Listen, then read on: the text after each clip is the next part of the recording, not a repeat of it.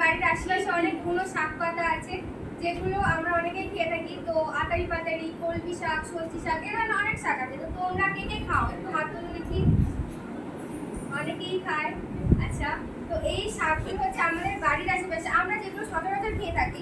এছাড়াও অনেকগুলো শাক পাতা আছে যেগুলো হয়তো আমরা কখনো নোটিস করিনি, দেখিনি। আমাদের বাড়ির চারপাশে আছে, স্কুল ক্যাম্পাসে আছে, অনেক দিকেই আছে। তো তোমরা বাড়িতে একটু দেখবে তোমাদের বাড়ির আশেপাশে কি কি শাক পাতা থাকতে পারে। তোমাদের ঠাকুমা বা ঠাকুরদাদের জিজ্ঞাসা করবে তাদের সময় কি কি পাওয়া যেত।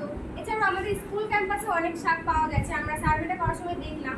তো এই শাকগুলো আমরা হেড স্যারের কাছ থেকে একটা ছোট্ট জায়গা নেব, সেখানে হচ্ছে গাছগুলোকে আমরা সেই শাকগুলোকে রোপণ করব। সেগুলো যখন আস্তে আস্তে বৃদ্ধি পাবে সেই শাকগুলো নিয়ে আমরা মিড ডে মিলে ইউজ করতে পারবো। যার ফলে একটা ন্যাচারাল এ থেকেও আমরা পেতে পারি। আর এই পুরো শাকগুলো হচ্ছে তোমরাও বাড়িতে একটু দেখো। এবার হচ্ছে এই শাকগুলোর উপকারিতাগুলো। আর এই শাকগুলোর প্রচুর উপকারিতা আমরা পেয়ে থাকি। যেমন হচ্ছে কিছু কিছু শাক খেলে আমাদের শরীরে রক্ত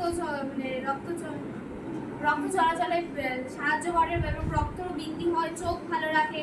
আবার কিছু কিছু যে হজম শক্তিতে কাজে লাগে, যেগুলো হজম প্রক্রিয়া বাড়াতে সাহায্য করে,